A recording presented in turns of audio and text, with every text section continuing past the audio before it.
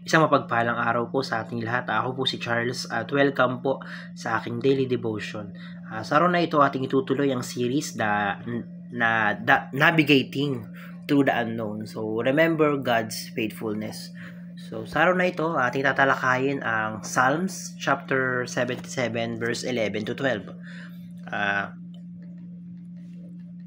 Alam nyo, alam naman natin na sa mga buhay natin is marami talagang pagdududa or may mga times na nawawalan tayo ng pag-asa, and may mga panahon or may mga instances na kine-question natin ang Panginoon na, Lord, bakit ganito? Lord, bakit ganyan? Lord, bakit parang ang hirap-hirap, ganun. So, sa mga araw na iyon, sa mga araw na nakakaramdam tayo ng ganun, or sa mga araw na down tayo, sabihin natin yung Psalm chapter 77 verse 11 to 12. Ang sabi rito, I will remember the deeds of the Lord.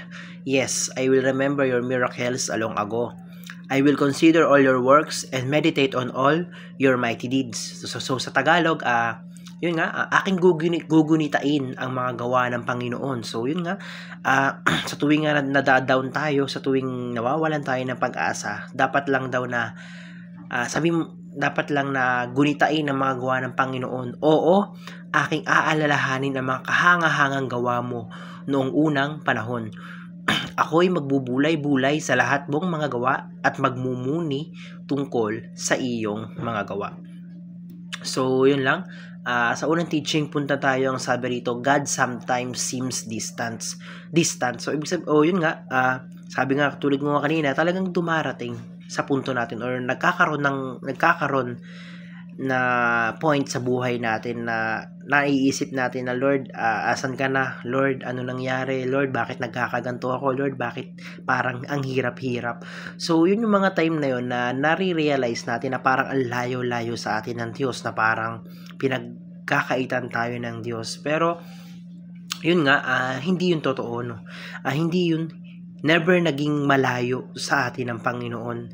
Lalong-lalo nang mas malapit sa atin ang Panginoon sa tuwing nagkakaproblema tayo, sa tuwing nadadown tayo.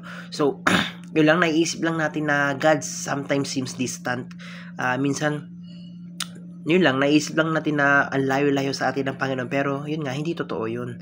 Dahil sa mga panahon na nagkakaproblema ka, sa panahon na nadadown ka, mas lalo mong katabi ang Panginoon. Mas lalo mong kasama ang Panginoon. So, sa ikalawang teaching, ang sabi mo na tayo, remembering the past helps secure the future. So, yun nga, kapag dumarating ka sa punto ng buhay mo na wala ka ng pag-asa, napakadaming problema, so, remember the past. So, kapag inaalala natin yung mga bagay, yung mga blessing, kasi imposible naman hindi ka nakatanggap ng blessing, or imposibleng hindi mo naranasan ang kabutihan ng Panginoon. So kapag tayo nagkakaproblema sa ngayon, lagi natin tandaan yung mga kabutihang gawa or yung mga biyaya na ipinagkaloob sa atin ng Panginoon noon. So, yun nga, sa pamamagitan nun, masesecure yung future. Magkakaroon tayo ng peace of mind at magkakaroon tayo ng calmness sa puso natin, na alam natin na simulat sa pool, hindi tayo pinabayaan ng Panginoon. Simulat sa pool, hindi umalis ang Panginoon sa tabi natin. So, kapag inaalala natin yung mga nakaraan, yung mga bagay na yun, nagiging secure ba yung bukas? Nagiging secure yung future. So, sa ikatlong teaching, sabi rito, the Bible is God's records of faithfulness. So, kapag dumatating tayo sa punto na yun nga, na nakakaramdam nga tayo ng pagdududa, ng pagka-down, magbasa lang tayo ng Biblia or kumuha lang tayo ng Biblia, dahil doon nakasulat, doon mo makikita, doon mo maaalala kung gaano naging kabuti ang Panginoon, kung gaano kabuti ang Panginoon sa atin. So yun nga, may mga tao doon na tinulungan niya, may sila David, sila Jose, tapos yung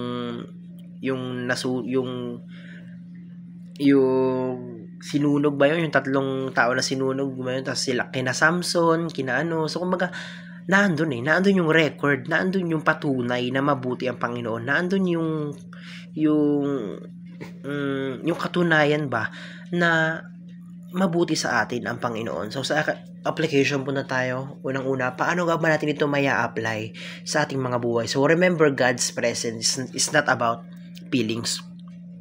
So palagi natin pakatandaan na yung presensya ng Panginoon or yung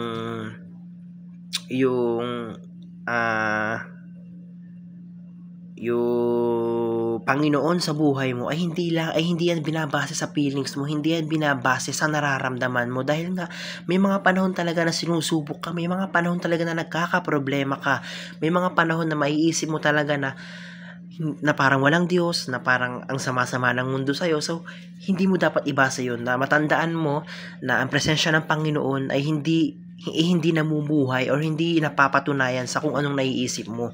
Dahil totoo nga naman kasi talaga na ang Panginoon ay laging nasa tabi mo, 'di ba? So yun po tayo sa ikalawang application na sabi, remember God's past faithfulness. So palagi lang natin tandaan, palagi natin ilagay sa utak natin na yung mga biyaya, yung mga kabutihan na nagagawa ng Panginoon sa atin. So sa pamamagitan nun, magiging kasi talagang magkakaroon ka talaga ng peace of mind magkakaroon ka talaga ng pagkakalmado ng puso at ng utak mo kapag alam mo na hindi na kailanman hindi naging masama ang Panginoon, kailanman napakabuti ng Panginoon sa iyo. So ayun, remember God's past faithfulness. So i-acknowledge mo yung mga biyaya, yung mga blessing na natanggap mo noon para malampasan mo or yung pinagdadaanan mo ngayon, na magkaroon ka ng peace of mind na alam mo malalampasan mo rin at kasama mo ang Panginoon. So ikatlong application na sabi dito, remember God's works as recorded in the Bible. So yung gagawin natin, tandaan natin yung mga ginawa ng Panginoon sa Biblia. Ginawa ng Panginoon kung paano niya tinulungan sila Abraham, sila Moises.